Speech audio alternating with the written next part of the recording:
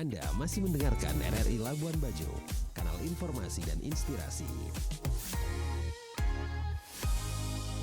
Masih di Labuan Bajo pagi ini pendengar, untuk edisi hari ini kami akan lanjutkan dengan informasi lainnya. Ini terkait dengan masih ada 117 pemerintah desa di 12 kecamatan di Kabupaten Manggarai Barat yang belum mengajukan permintaan pencairan dana desa tahap 2. Dan untuk mengetahui untuk informasi ini selengkapnya pendengar, kami saat ini sudah terhubung dengan Kepala Dinas Pemberdayaan Masyarakat Desa PMD Kabupaten Manggarai Barat, Pius Baut. Selamat pagi Pak Pius. Selamat pagi Ibu Desi ya. Ya, salam sehat Pak Pius ya. Salam sehat. Baik Pak Pius, Oke. ya ini masih terus akan mengurusi beberapa desa yang kabarnya baru 47 pemerintahan desa dari total 164 ini yang sudah mengajukan permintaan pencairan dana desa tahap 2, begitu Pak Pius ya?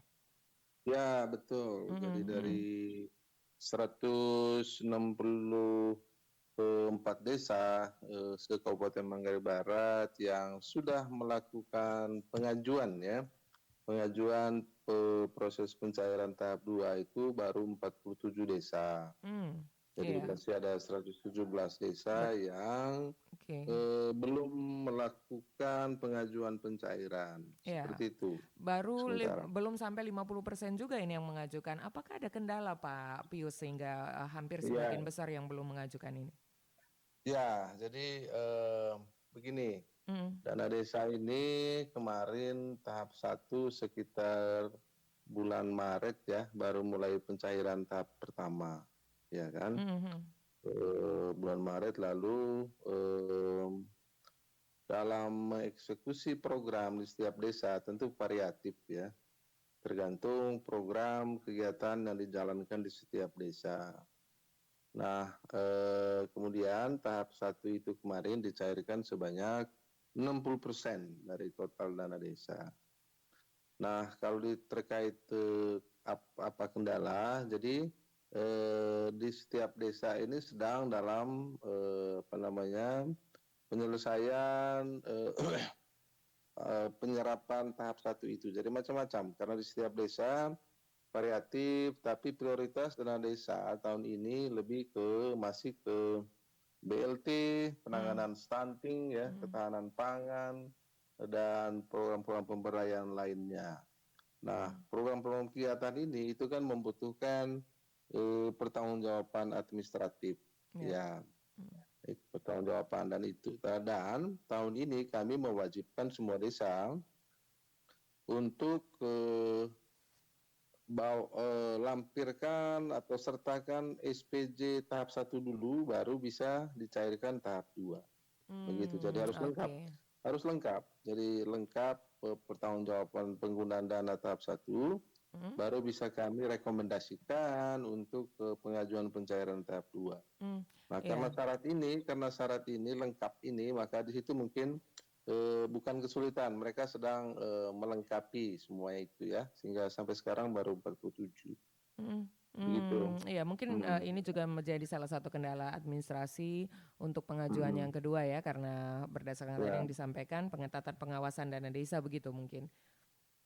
Ya, jadi kami coba optimalkan sekarang fungsi kami sebagai pembina dan pengawas pemerintah desa. Nah, termasuk tahun ini kami mulai dengan mereview SPJ tahun sebelumnya, ya, melihat kembali apakah sudah lengkap, apakah sudah benar, seperti itu ya. Sehingga, dan ini sangat membantu para kepala desa supaya mereka bisa melakukan pemanfaatan dana desa sesuai dengan aturan yang berlaku. Nah, mungkin karena hal-hal ini yang membuat masih ada keterlambatan pencairan yang kedua. Oke. Begitu. Ya, Pak Pius, jadi untuk yang administratif ini berarti yang bersifat administratif itu seperti kwitansi dan lain-lain begitu ya, yang harus dilengkapi.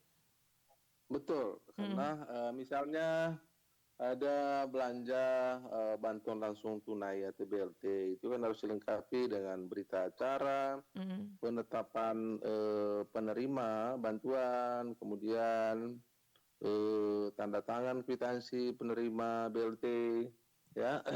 Begitupun juga program-program penanganan stunting, ya. Harus ada dokumen-dokumen yang lengkap, mulai dari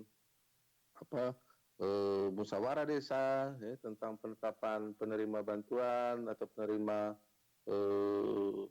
penetapan soal masyarakat atau keluarga yang menderita stunting. Kemudian jenis bantuannya seperti apa, ya, itu kan ada belanja-belanja di situ. Misalnya ada belanja susu untuk ibu hamil atau ibu menyusui, itu kan harus ada dokumen pendukung, ya, harus dilengkapi dengan kwitansi, ditandatangani oleh penerima dan tandatangani oleh pemilik toko, ya, penjual susu. Itu contoh. Jadi masih banyak dokumen lain yang harus dilengkapi, termasuk belanja program fisik di desa. Misalnya ada pengerjaan irigasi, jalan, itu juga kurang lebih membutuhkan dokumen-dokumen sebagaimana ditentukan oleh regulasi. Seperti itu. Pak Pius, untuk batas akhir pengajuan ini sampai di tanggal berapa, Pak Pius, waktunya? Untuk yang di regulasi memang tidak ditetapkan, ya, tidak ditetapkan, tetapi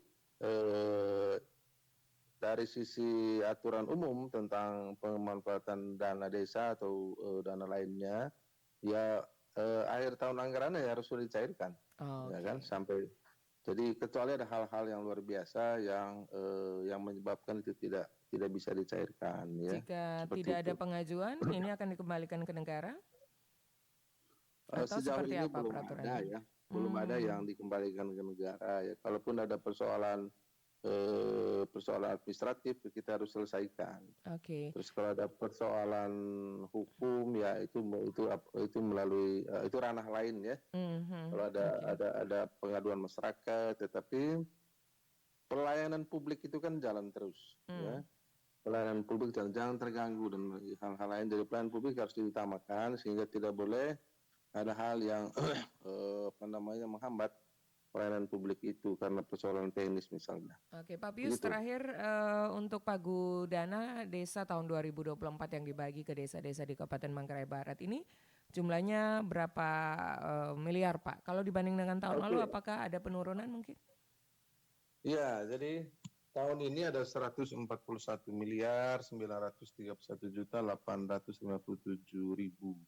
Dibandingkan tahun lalu terjadi penurunan karena tahun lalu itu ada 145 sekian, ya, sekarang 141. Ada penurunan. Nah, kenapa dia turun? Ya, itu kewenangan pemerintah pusat, ya, Menteri Keuangan, begitu.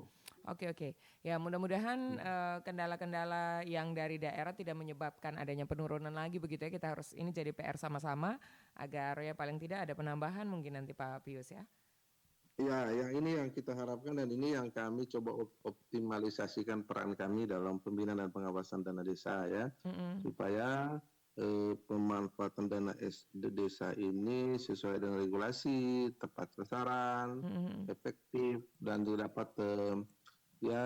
dapat mengurangi kemiskinan, dapat menurunkan stunting dan lain-lain, seperti itu. Itu harapan kita juga. Baik, Pak Pius, ya, terima kasih untuk informasinya. Jika ada informasi lain nanti kami persilakan update di RRI Labuan Bajo, begitu, Pak Pius, ya. Siap. Baik, terima kasih Pak Pius untuk waktunya pagi ini. Selamat melanjutkan tugasnya di hari Senin ini, Pak, ya. Selamat pagi. Baik, selamat pagi. Dari kawasan Jalan Sernaru, Anda mendengarkan RRI SP Labuan Bajo, kanal informasi dan inspirasi.